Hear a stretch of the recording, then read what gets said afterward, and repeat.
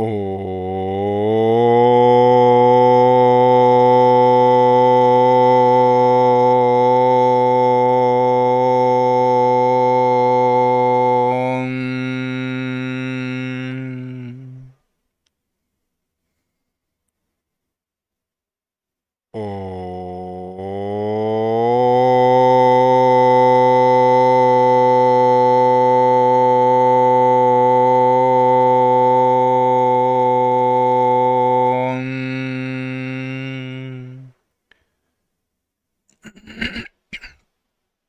श्री गणेशाय नमः।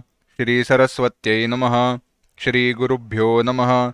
श्रुतिस्मृतिपुराणानाम् आलयं करुणालयं नमामि भगवत्पाद शङ्करं लोकशङ्करं शङ्करं शङ्कराचार्यं केशवं बादरायणं सूत्रभाष्यकृतौ वन्दे भगवन्तौ पुनः पुनः। ईश्वरो गुरुरात्मेति मूर्तिभेदविभागिने व्योमवद्व्याप्तदेहाय दक्षिणामूर्तये नमः।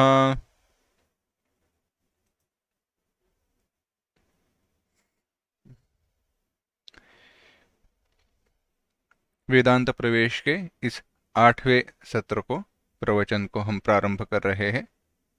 इसके पूर्व, इसके पहले पाठ में, सत्र में हमने चिंतन किया था ईश्वर के प्रति। ईश्वर कौन है और स्थूल सृष्टि की उत्पत्ति कहां से हुई। हम 5 चीजों पर विचार करने वाले थे, 4 चीजों पर। एक है जीव, दूसरा जगत, तीसरा ईश्वर और चौथी माया। माया का स्वरूप हमने जान लिया प्रामुख्यतः। वह क्या है? अज्ञान ही है, अविद्या ही है। उसी को बाकी नाम देखे थे, प्रकृति या शक्ति इत्यादि। त्रिगुणात्मक है। उसके 2 विभाग किए, एक तम प्रधान और एक सत्व प्रधान। तम प्रधान प्रकृति से तादात्म्य पाकर ईश्वर ने उपाधि प्रधानता प्राप्त की और उपाधि प्रधान होकर वहां से सृष्टि की उत्पत्ति हुई, सूक्ष्म सृष्टि और स्थूल सृष्टि। जो सत्व प्रधान अंश था उसमें शुद्ध सत्व से तादात्म्य पाकर चैतन्य ईश्वरता को प्राप्त हुआ। चैतन्य को नाम दिया गया ईश्वर। और वही चैतन्य जब मिलित सत्व यानी जहां पे तमोगुण और रजोगुण का प्राबल्य है, प्रधानता है, उससे तादात्म्य पाकर उसे जीव यह नाम प्राप्त हुआ। प्राज्ञ या जीव यह नाम प्राप्त हुआ क्योंकि वह तम प्रधान है, तम प्रधान या रजोगुण प्रधान है, यानी मिलित सत्व से बना हुआ है। मिलित सत्व इसकी उपाधि है, इसीलिए वह अविद्या के वश में रहा। वह चैतन्य अविद्या के वश में रहा और जीवत्वता को प्राप्त हुआ, बद्धता को प्राप्त हुआ। किंतु ईश्वर सत्व उपाधि से युक्त होने के कारण, ज्ञान प्रधान उपाधि से युक्त होने के कारण उस अज्ञान की, माया की वश में न रहकर माया का पति यानी उसके ऊपर नियंत्रण रखने वाला हुआ। इस सब का विचार करते वक्त कुछ बातें हमने देखी थी और थोड़ा विस्तार और थोड़ा स्पष्टीकरण देता हूं और आगे चलता हूं। हमने देखा कि ब्रह्म और माया इनके संयोग को, या ब्रह्म और प्रकृति इनके संयोग को क्या कहा गया? ईश्वर। परंतु जब हम चिंतन कर रहे थे तो ईश्वर यह नाम किसे दिया गया? चैतन्य की जो शुद्ध सत्व उपाधि है, चैतन्य की, ब्रह्म की जो शुद्ध सत्व उपाधि है, उस उपाधि से युक्त ब्रह्म को हमने ईश्वर नाम दिया। अब ऐसे क्यों किया, इसका विचार करते हैं। उसी को ईश्वर नाम देने का केवल हेतु यह है, ईश्वर इस नाम में ईशन कर्तृत्व लिखा गया है, बताया गया। ईशन कर्तृत्व यानी जो नियंत्रण कर सकता है, जो देखरेख कर सकता है, जो पालन कर सकता है। और पालन करने की क्षमता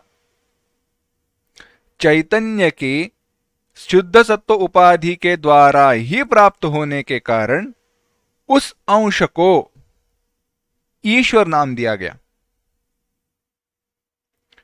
उस अंश को ईश्वर नाम दिया गया, जो कौन सा कारण बताया गया? निमित्त कारण।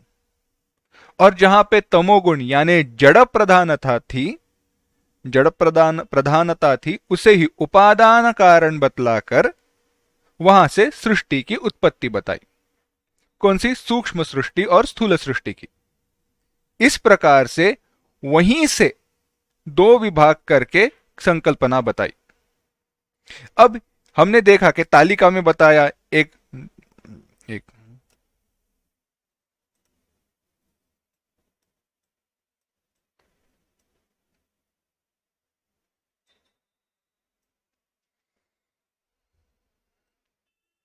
हमने इस प्रकार देखा था, जो हमने इस प्रकार देखा क्या कि ये, माफ करना,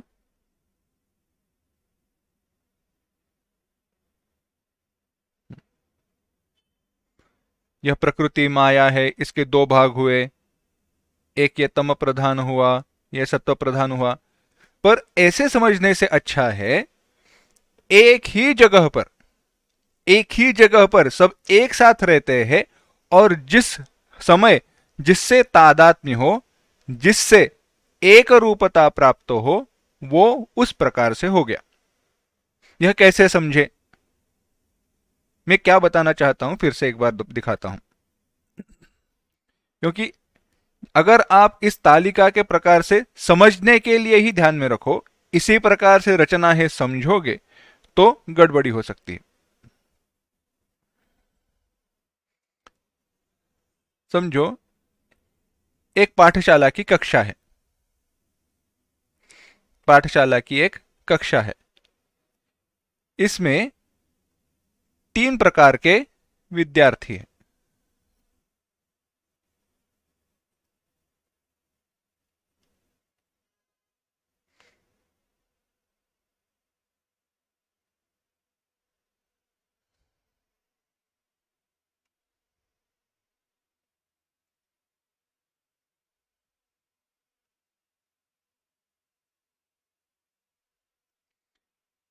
अब एक शिक्षक जब इनको सिखाते हैं, एक जो है, जो तारा के आकार में है, वह सारे पढ़ाई में माहिर है, केवल पढ़ाई करते हैं, खेल कूद में उनका ज्यादा गति नहीं है, उनको ज्यादा इंटरेस्ट नहीं है, विशेष रुचि नहीं है। ये जो गोलाकार है, उनको खेलने में ज्यादा रुचि है, उनको खेलने में ज्यादा रुचि है। और ये जो त्रिकोणाकार है, वह पढ़ाई में भी और खेलने में भी, दोनों में समसमान है। पढ़ाई में भी और खेलने में भी दोनों में समसमान है। इनको पढ़ाई में ज्यादा रुचि नहीं है, पढ़ाई करते हैं, परंतु बाकी जो कार्य वगैरह करने हैं अगर कोई भी, उसके लिए तत्पर है, तुरंत तैयार हो जाते हैं। अब एक शिक्षक उनको अगर कुछ काम बताना है उन विद्यार्थियों को, समझो काम आ गया, क्या काम करना है? काम यह करना है कि बैंक जो है उसके काम कैसे चलते हैं वह बताना है। बैंक के काम कैसे है, इसके लिए उनको प्रयोग करना है कि एक बैंक चलानी है, समझो झूठ मूठ की बैंक, परंतु चलानी है। अब वह शिक्षक किसे कौन से काम देंगे, वह शिक्षक किसे कौन से काम देंगे, यह किस विद्यार्थी के साथ वह किस प्रकार से तादात्म्य पाते हैं उसके ऊपर निर्भर करेगा। जो खेल कूद में माहिर है, उनको वह क्या बताएंगे? चलो वस्तुएं लेकर आओ।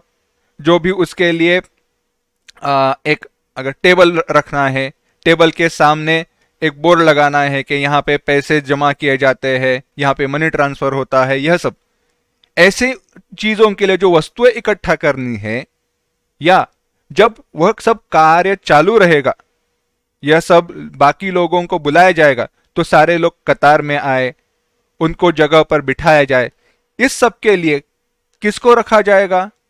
जो खेल कूद में क्रियाशील है ऐसे विद्यार्थियों को। अब यह सारे जो बोर्ड बनाने के बाद उसके लिए पहले तैयारी करने की, ये वस्तु लानी पड़ेगी, यह सारी चीजों को इकट्ठा करना पड़ेगा, यह सारे नाम लिखने पड़ेंगे, ऐसे सब जो विचार के जो काम है वह सारे काम वह शिक्षक किन्हें देंगे? जो पढ़ाई में माहिर है उनको देंगे। और काम करने का जब समय आएगा तो जो दोनों में समान काम कर सकते हैं उनको देंगे। केवल स्थूल दृष्टि से यह उदाहरण बता रहा हूं, किंतु इसको अगर बाजू में रख दे तो शिक्षक के लिए सारे विद्यार्थी समान है। शिक्षक के लिए सारे विद्यार्थी समान है। इसी प्रकार से चैतन्य के लिए माया समान है, परंतु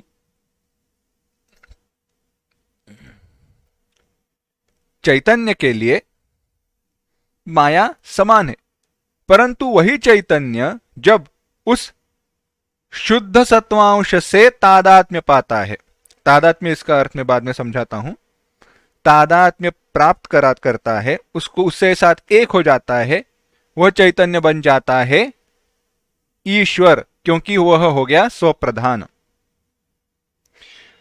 तमो प्रधान प्रकृति से जब एक हो जाता है तो वही बन जाता है उपाधि प्रधान और बन जाता है उपादान कारण।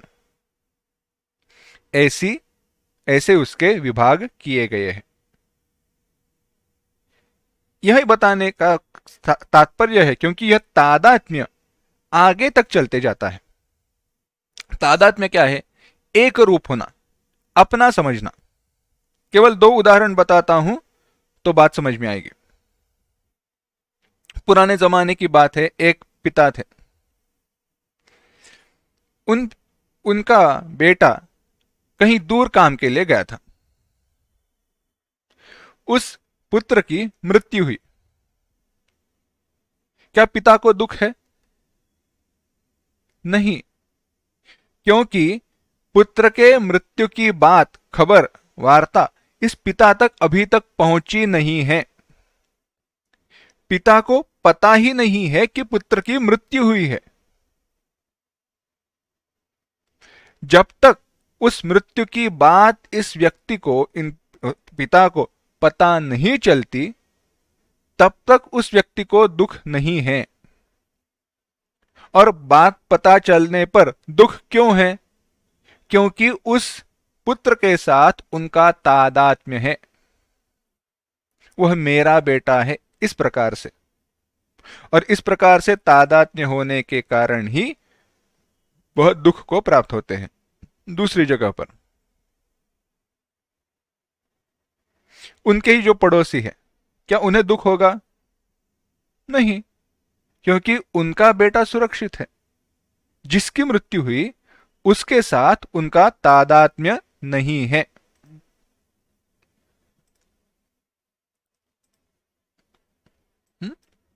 उनके साथ उनका तादात्म्य नहीं है। इस प्रकार से तादात्म्य रहता है। मेरा अपना समझना, यह इसी का विचार हमें जब हम स्थूल शरीर, सूक्ष्म शरीर, कारण शरीर और पंचकोश इत्यादियों का विचार करेंगे तब करना है।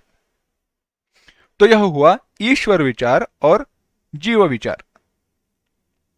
जीव के बारे में और सोचना है, परंतु अब चलते हैं सूक्ष्म सृष्टि और सूक्ष्म सृष्टि की तरफ। स्थूल सृष्टि में हमने देखा क्या हुआ, पंचमहाभूत थे, उनके अपने गुण थे, वह एक दूसरे के साथ मिल गए और पंचीकरण हुआ। पंचीकरण के बाद जो पंचीकृत पंचमहाभूत है उनसे सारे सृष्टि की निर्मिति हुई, सारा ब्रह्मांड निर्माण हुआ।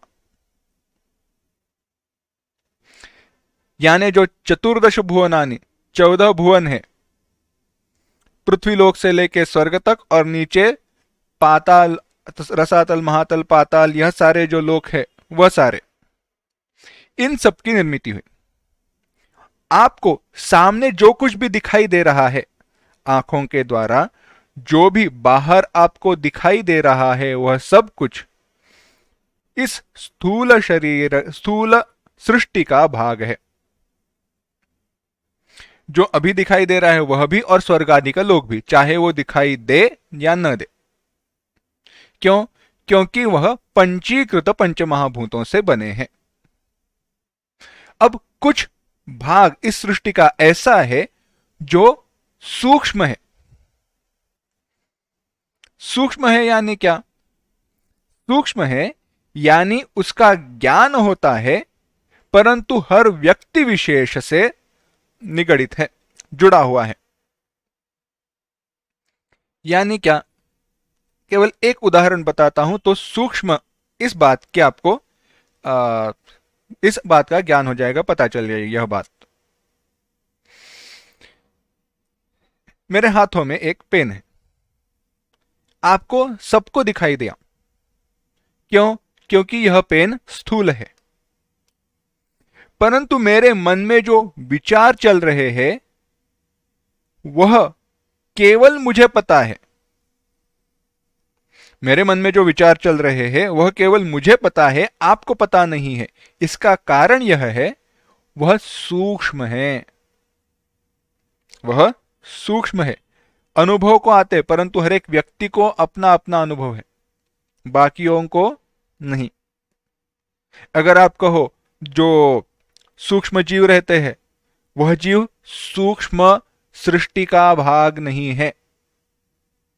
बैक्टीरिया वगैरह जो रहते हैं ना, जीवाणु विषाणु सारे, वह सारे सूक्ष्म सृष्टि का भाग नहीं है। तो सूक्ष्म शरीर, सूक्ष्म सृष्टि क्या है?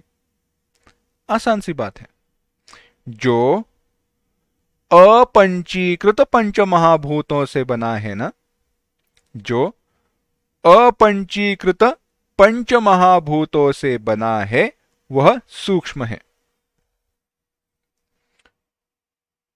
तो पंचीकृत पंचमहाभूतों से बना हुआ जो कुछ भी है वह हुआ स्थूल, और अपंचीकृत पंचमहाभूतों से जो कुछ भी बना है वह हुआ सूक्ष्म।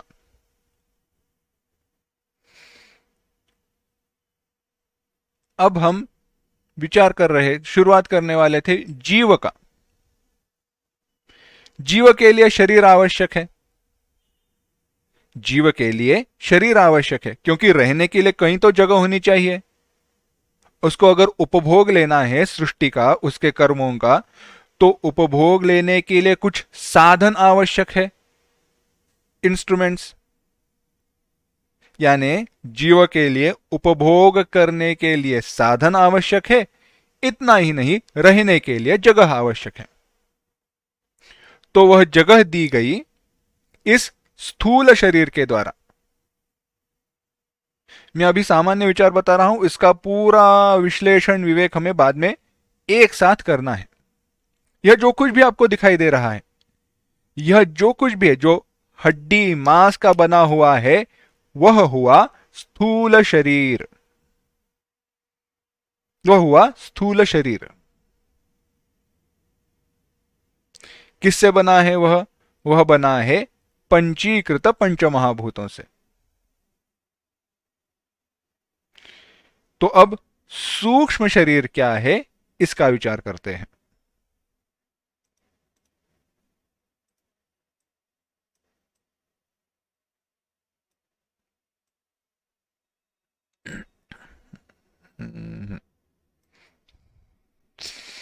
सूक्ष्म शरीर, जैसे मैंने कहा, वह बनता है अपंचीकृत पंचमहाभूतों से। वह बनता है अपंचीकृत पंचमहाभूतों से। तो यहां पे अपंचीकृत पंचमहाभूत है और उनके गुण है। अब यह जो अपंचीकृत पंचमहाभूत है ना, माफ करना, हाँ, वह सत्वगुण, रजोगुण, तमोगुण, इन तीनों गुणों से युक्त है। यह जो तमोगुण था, यह तमोगुण किसके काम आया? यह तमोगुण काम आया स्थूल सृष्टि बनाने के लिए। पंचीकरण जब हुआ तो पंचीकरण हुआ इस तम प्रधान से, तमंश से। हर एक आकाश में ये जो तन्मात्रा है ना, आकाश में कौन से गुण है? सत्व गुण है, रजोगुण है, तमोगुण है। वायु में कौन से गुण है? सत्व, रज, तम। सब में सत्व, रज, तम। हर एक में सत्वगुण है, रजोगुण है, तमोगुण है। जो तमोगुण है हर एक पंचमहाभूत का, उसके तमोगुण से हुआ पंचीकरण। यहां पे जो अमिलित सत्वांश है, अमिलित सत्वांश यानी एक दूसरे के साथ यह मिले नहीं है। आकाश इस तन्मात्रा का, आकाश इस सूक्ष्म पंचमहाभूत का जो सत्वांश है, सत्वांश किसका है? कौन बताएगा? आकाश का अपना है या किसका है?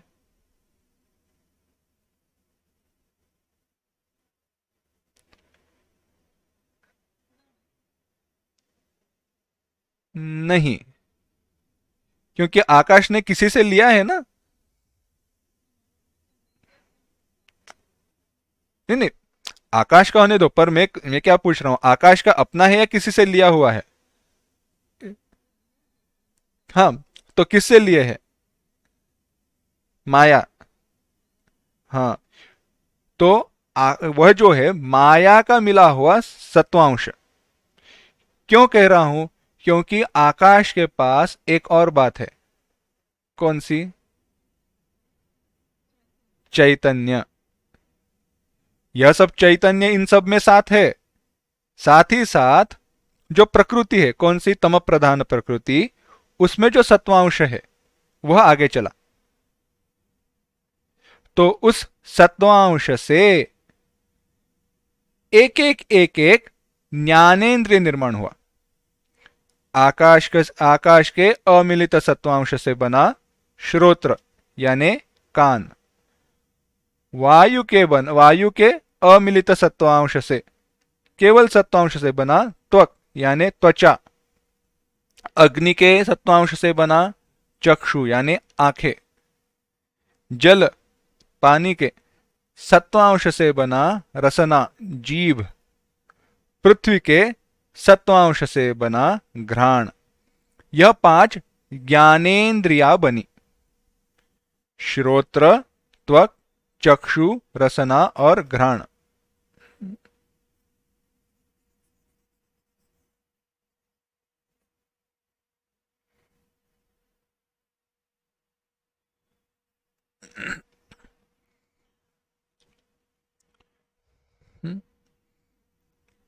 तो यह क्या है? यह सारी ज्ञानेन्द्रिया है, हमें ज्ञान कराती है।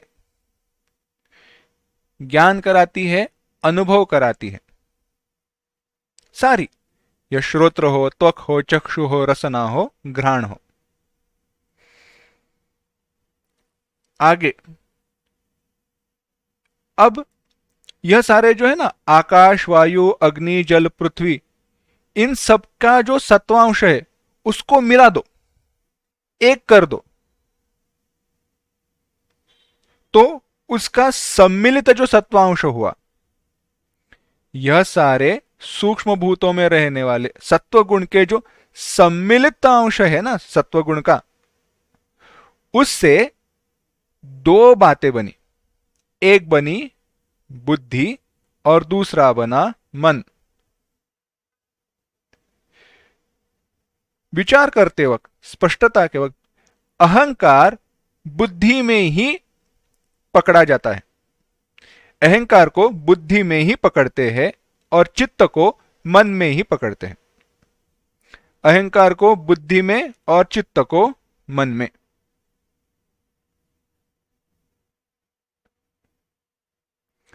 तो बुद्धि में हरेक पंचमहाभूत के, ठीक से बात सुनना, बुद्धि में हरेक पंचमहाभूत का सत्वांश है। आकाश का, वायु का, अग्नि का, पृथ्वी का, जल का, ऐसे सब में, मन में भी आकाश का सत्वांश है, वायु का सत्वांश है, अग्नि का सत्वांश है, जल का सत्वांश है और पृथ्वी का सत्वांश है। वैसे ही अहंकार और चित्त में भी। बुद्धि का काम क्या है? निश्चयात्मिका अंतःकरण वृत्ति। हमारी अंतःकरण की निश्चय करने वाली जो वृत्ति है उसे नाम दिया गया बुद्धि। उसी हमारे अंतःकरण की संग हाँ निश्चयात्मक यानी निश्चय करने वाले, ascertaining. So discrimination is done by mind, but the strength, हाँ, डिसीजन मेकिंग, यस।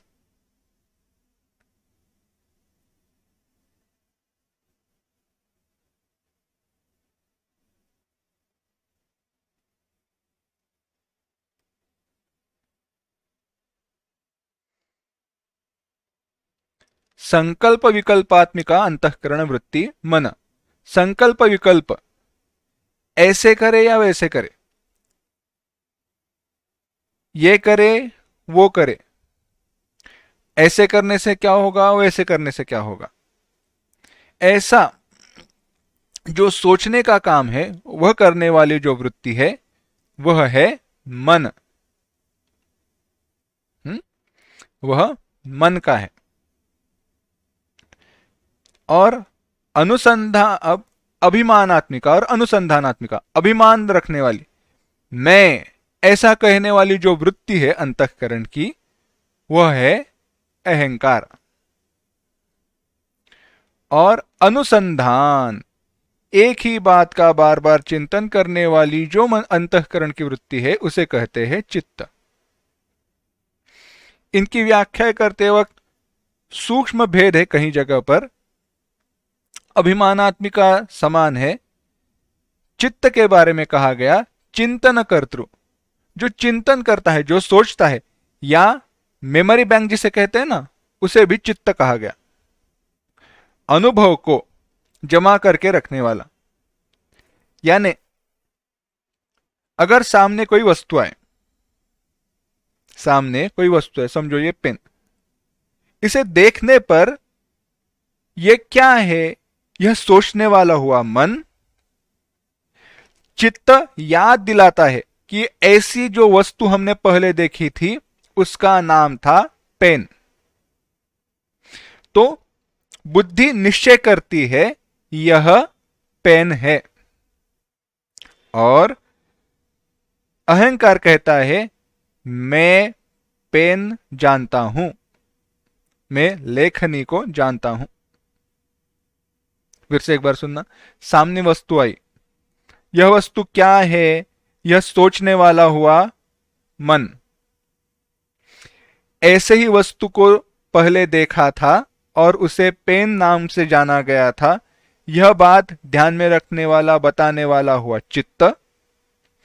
इसीलिए पहला अनुभव और अभी सामने दिखने वाली वस्तु, इनमें समानता होने के कारण यह पेन है ऐसा निश्चय करने वाली हुई बुद्धि। और मैं पेन जानता हूं, क्योंकि बुद्धि के द्वारा यह पेन है ऐसे ज्ञान हुआ। और यह मैं जानता हूं ऐसे कहने वाला जो है, जो वृत्ति है, वह हुआ अहंकार।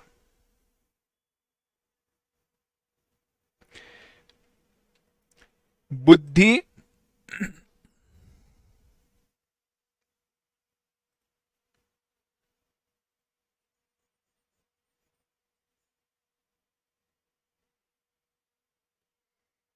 बुद्धि, अहंकार, मन, चित्त, इन सबको मिलाकर अंतःकरण कहा जाता है। क्या कहा जाता है? अंतःकरण। अंतः इनर, करण साधन, ज्ञान का अंतर्गत साधन।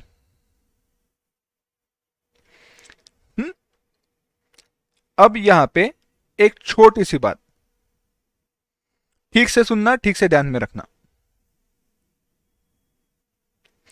यह सारी जो इंद्रियां है ना, श्रोत्र, त्वक, चक्षु, रसना, घ्राण यानी कान, त्वचा, आंखें, जीभ, नाक, यह सारे जो हमें दिखाई दे रहे हैं वह इंद्रियां नहीं है। जो आपको सामने दिखाई दे रहे हैं वह इंद्रियां नहीं है। तो वे क्या है? वे इंद्रियों के स्थान है, जिनको दूसरा नाम दिया गया गोलक। गोलक। और इसी के साथ एक बात आती है, आकाश के साथ चैतन्य था ना? हाँ था। चैतन्य तो कहीं जा ही नहीं सकता, तो जहां पे श्रोत्रेंद्रिय है ना, वहां पे भी चैतन्य है। उसको उपाधि है, वो बात छोड़ दो, उपाधि है। तो अब ऐसे विचार करो,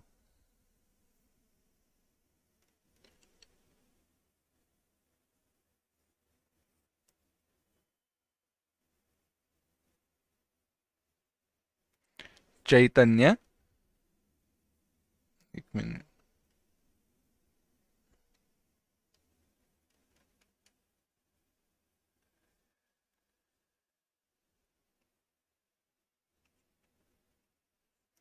इंद्रियां और गोलक। ये जो आंख है ना, ये आंख जो आपको सामने दिखाई दे रही है, वह हुआ गोलक। वह हुआ गोलक, जहां पे यानी स्थान समझो, जो स्थूल है, जहां पे वह इंद्रिया, कौन सी इंद्रिया? चक्षु उपलब्ध है, आंखें।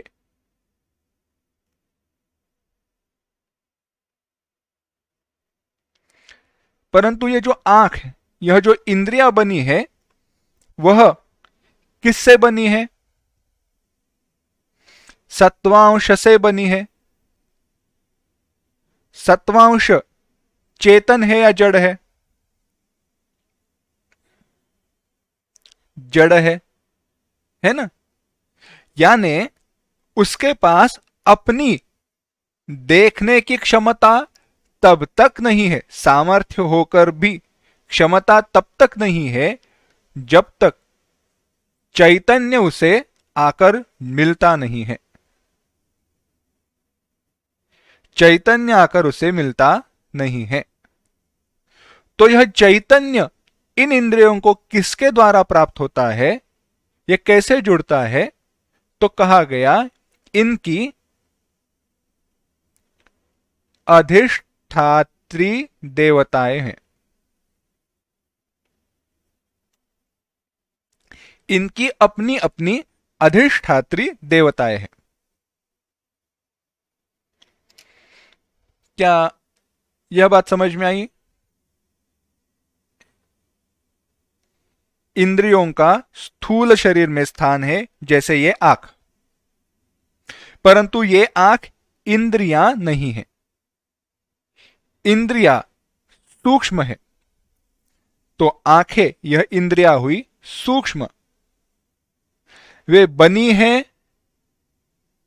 सत्वांश से, यानी स्वयं है जड़। उनको चेतनता प्राप्त कराने वाला चैतन्य है, परंतु वह आशीर्वाद, वह सामर्थ्य किनके द्वारा दिया गया? तो कहा गया अधिष्ठात्री देवताएं। इस प्रकार से सारी जो इंद्रियाएं हैं उनकी, और जो ये सूक्ष्म शरीर के जो है मन, बुद्धि, चित्त, अहंकार, यह सब, इनके लिए अपनी अपनी अधिष्ठात्री देवताएं बताई गई। सारे देवताओं के नाम वगैरह में लिखकर जब रिकैप भेजूंगा तब बताऊंगा, क्योंकि यहां पे उसका विस्तार करने की आवश्यकता नहीं है, संकल्पना समझना आवश्यक है। इसीलिए इसके साथ जुड़ी एक और संकल्पना है, आंख। इसका ही उदाहरण लेते हैं। 3 शब्द आपको पढ़कर पता रहेंगे।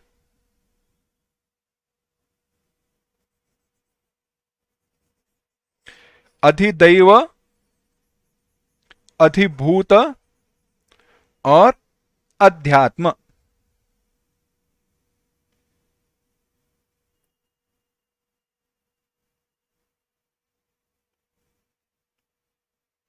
अधिदैव,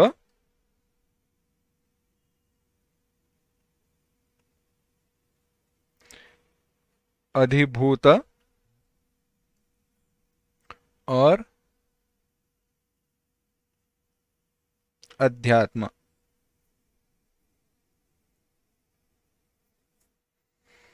तो अधिदैव देवताएं हैं, आंखों के लिए देवता है सूर्य। अधिभूत है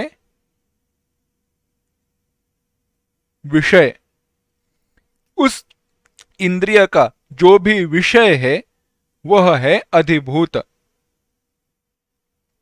चक्षु इस इंद्रिय के लिए विषय है, कौन सा है? रूप, क्योंकि वह रूप देखता है, रूप का ज्ञान होता है। और अध्यात्म यानी है इंद्रियां, और वह इंद्रिया क्या है? आंखें। इसीलिए कई बार ये आंखें ठीक है, ये आंखें स्थूल शरीर में रहने वाली जो आंख है वह ठीक है, परंतु व्यक्ति देख नहीं सकता। क्यों? सूक्ष्म शरीर में वह उपलब्ध नहीं है, वह इंद्रिया है, परंतु देवताओं के आशीर्वाद उसे प्राप्त नहीं है, देवताओं के द्वारा सामर्थ्य दिया नहीं जा रहा। सूक्ष्म शरीर में वह इंद्रिया उपलब्ध ना हो, ऐसे भी हो सकता है, कर्म ही वैसे सूक्ष्म जो इंद्रिया है वही उपलब्ध न हो सकता है। क्यों? कर्म वैसे नाक, सूंघना, नाक के लिए अश्विनी कुमार देवता कहीं गई, तो अधिदैव हुआ अश्विनी कुमार। अधिभूत उनका विषय हुआ गंध, और उनके लिए अध्यात्म हुआ या उस विषय के लिए हुआ नाक, घ्राण। उनके लिए गोलक हुआ ये स्थान। इस प्रकार से ज्ञानेन्द्रिया हुई और अंतःकरण। तो आकाश से शब्द, स्पर्श, रूप, रस, गंध ये अपने गुण है, और यही गुण उन इंद्रियों के विषय हो जाते हैं, उन इंद्रियों के विषय भी हो गए। तो आंख के लिए हुआ शब्द, फिर कान के लिए हुआ शब्द, त्वचा के लिए स्पर्श, चक्षु के लिए रूप, रस, घ्राण के लिए गंध। आकाशादिकों के मिलित सत्वांश से हुआ बुद्धि, अहंकार, मन और चित्त। बुद्धि में ही अहंकार का विचार किया जाता है, मन में चित्त का विचार किया जाता है। इसीलिए कहते वक्त बुद्धि और मन ये दो ही बताए जाते हैं, परंतु सूक्ष्म विचार अधिक विस्तार जब करते हैं तो अहंकार और चित्त इनका भी ग्रहण किया जाता है। अब चलते हैं आगे।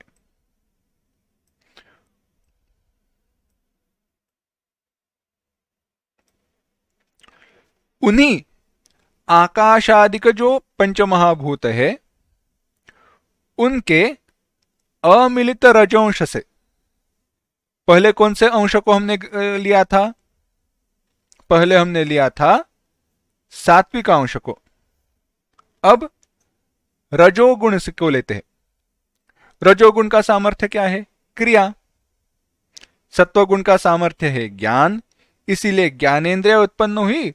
रजोगुण का सामर्थ्य, रजोगुण का गुण है क्रिया, क्रियात्मक है, इसीलिए उससे कर्मेंद्रिया उत्पन्न हुई। फिर से यहां पे क्या ध्यान में रखना है? चैतन्य। आकाश का जो रजोंश है वो किसका है? माया। मैं डायरेक्टली माया लिख रहा हूं, ध्यान में रखना, तम प्रधान प्रकृति। तो यहां पे हुआ वाणी, माने वाक पाणी पाद पायु उपस्थ। वाणी बोलने की क्षमता, हाथ, ये हमारे हाथ पैर सारे जो हाथ यानी ये हाथ, ये इंद्रिया, पैर हमारे पांव, गुदा यानी जो एक्सक्रीटरी ऑर्गन, मलोपसर्जन का कार्य करने वाला, उपस्थ जननेन्द्रिय, यह सारी हुई कर्मेंद्रियां। किससे बनी है? रजोंश से। उनके ऊपर अनुग्रह किसने किया है? चैतन्य के द्वारा, अधिष्ठात्री देवताओं के रूप में। उनके उनकी उनकी जो अधिष्ठात्री देवताएं हैं उनका भी वैसे ही विचार है। हाथ गोलक हुए, इंद्रिया सूक्ष्म है और अधिष्ठात्री देवताएं उन पर अनुग्रह करती है, तभी उनके काम होते हैं। अब इन पंचमहाभूतों के रजोंश को, आकाश, वायु, अग्नि, जल, पृथ्वी, इनके रजोंश को एक कर दो, मिला दो, तो उसके द्वारा 5 प्राण उत्पन्न होते हैं। सूक्ष्म भूतों में रहने वाला जो रजोगुण है उसके सम्मिलितांश से 5 प्राण उत्पन्न है। कौन सा? प्राण, व्यान, अपान, उदान, समान। और 5 सूक्ष्म प्राण भी कहे गए हैं, नाग, कूर्म, कृकल, देवदत्त, धनंजय। बस नाम ध्यान में रखना, उसका विस्तार यहां करने की आवश्यकता नहीं है इस विचार में, क्योंकि इन 5 प्राणों में ही उनका अंतर्भाव हो जाता है। अब प्राण, प्राण का काम क्या है? श्वसन। व्यान का क्या है? मलत्याग।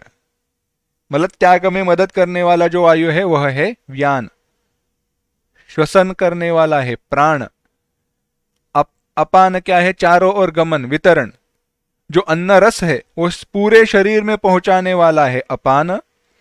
उदान, मृत्यु के समय उत्क्रमण करने वाला जो वायु है वह है उदान। और अन्न, जल जो भक्षण किया गया है आदि का समीकरण करने वाला, उसको पचाने वाला, और अन्न रस में जिसका उपयोग इंद्रियों के द्वारा किया जा सकता है उसमें परिवर्तित करने वाला जो है वह है समान। तो अन्न आदि का समीकरण करने वाला हुआ समान, मृत्यु के समय उत्क्रमण करने वाला हुआ उदान, चारों ओर गमन वितरण करने वाला हुआ अपान, मलत्याग करने वाला व्यान, श्वसन करने वाले प्राण। वास्तव में यह सारे जो है प्राण, व्यान, अपान, उदान, समान एक ही है। बस भेद नहीं है उनमें, एक ही है, परंतु उनके कार्य के अनुसार उनको भिन्न भिन्न नाम दिए गए हैं। वृत्ति भेदात विकृति भेदात, उनके कार्य करने की वृत्ति और उनमें निर्माण हुई, उसके अनुसार निर्माण हुई विकृति, इसके अनुसार एक ही प्राण को, क्योंकि सत्वांश को हमने पूरा एक कर दिया है तो वह एक होना चाहिए। तो उसी एक ही प्राण को उनके उनके कार्य के अनुसार 5 नाम दिए गए। इसी प्रकार से यह हमारा जो मन बुद्धि चित्त अहंकार है ना, उसी को अंतःकरण कहते हैं। वह एक ही है, एक एक जगह पर दूसरी जगह पर, एक इस प्रकार का दूसरे प्रकार का, ऐसे नहीं, एक ही है। परंतु उनकी प्रवृत्ति, उनकी अ, कर्म के अनुसार निश्चय करने वाली एक ही वृत्ति, समझो एक ही वृत्ति है। वृत्ति में स्वयं भेद नहीं है, वृत्ति वृत्ति है। परंतु जब वह निश्चयात्मक हो जाती है, निश्चय करने वाली होती है, एसरटेनिंग, डिसीजन मेकिंग, तो उसे उस वृत्ति का नाम लिया गया बुद्धि। वही वृत्ति परिवर्तित होकर मैं ऐसे कहने लगी, तो उसी वृत्ति का क्या नाम दिया गया? अहंकार। उसी वृत्ति को संकल्प विकल्पात्मक कहा गया, तो क्या हुआ? मन। वही वृत्ति अनुसंधान करने वाली, याद करके विचार करने वाली हुई, याद करने वाली हुई, तो नाम दिया गया चित्त। इस प्रकार से इनका विचार है। अब ये तो यह हुए सूक्ष्म शरीर के ज्ञानेन्द्रिया, कर्मेंद्रिया, पंच प्राण और अंतःकरण।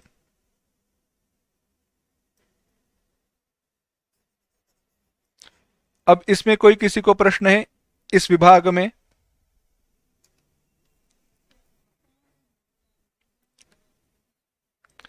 हाँ, अपान, ओके, अपान is distribution. Yeah, Apan does the act of distributing whatever that has been digested. The digested material, that rasa, that poshna tattva, that is the distribution of that all throughout the body is done by apana, because it flows through whole our body, throughout the body.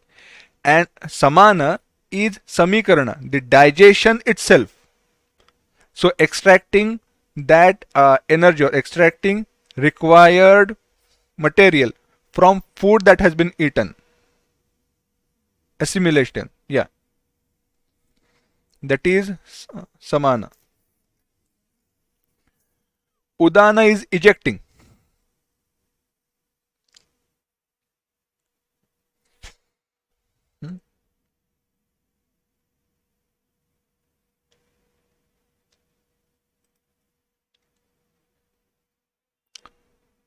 So at the time of death, because of which we leave this gross body, यह स्थूल शरीर जो है, यह शरीर जिसके कारण हम, जिस प्राण के कारण हम छोड़ सकते हैं, वह उदान है। श्वसन, ब्रीदिंग।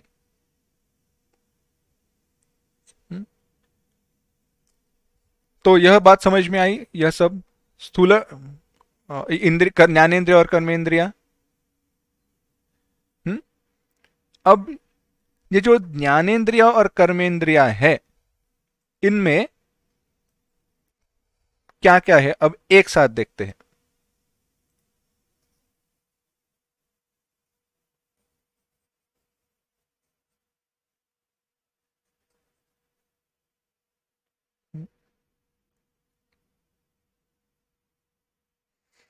तो यहां पे है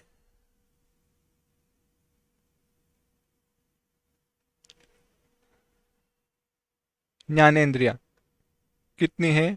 5। अंतःकरण कितने हैं? 2, क्योंकि बुद्धि और मन। अंतःकरण, माफ करना, यहां पे है कर्मेंद्रियां। वह हुई 5 और प्राण वह हुए 5।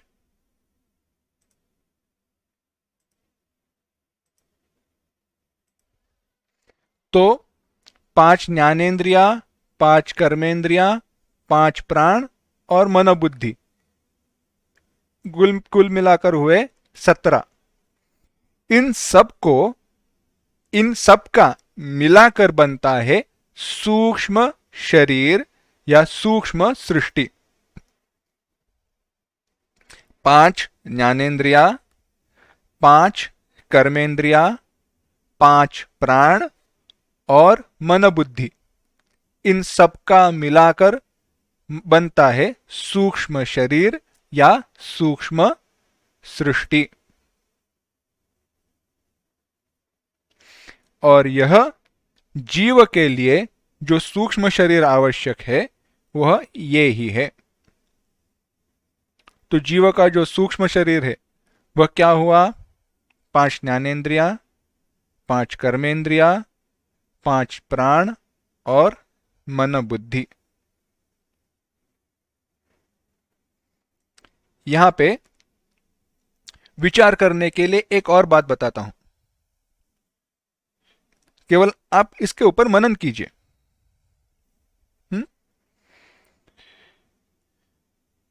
वास्तविक अगर चिंतन करें तो हां, मैं हटा रहा हूं,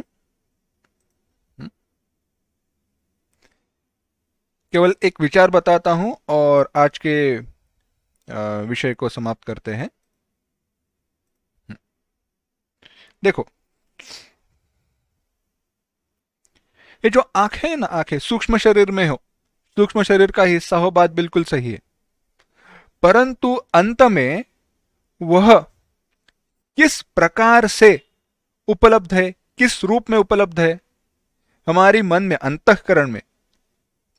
अंतःकरण जब, एक बात ध्यान में रखना, दूसरी, जब मन, बुद्धि, चित्त, अहंकार, इनमें से कोई भी शब्द आए तो संदर्भ के अनुसार सारे अंतःकरण और उनमें भी वृत्ति इसको समझना चाहिए। कई बार इंटरचेंजेबली एक शब्द के लिए दूसरे शब्द का उपयोग किया जाता है, क्योंकि कहने का हेतु है वहां पे अंतःकरण का निर्देश करना है। तो मैं बात बता रहा था, मैं जब देख रहा हूं तो मैं किसे देख रहा हूं?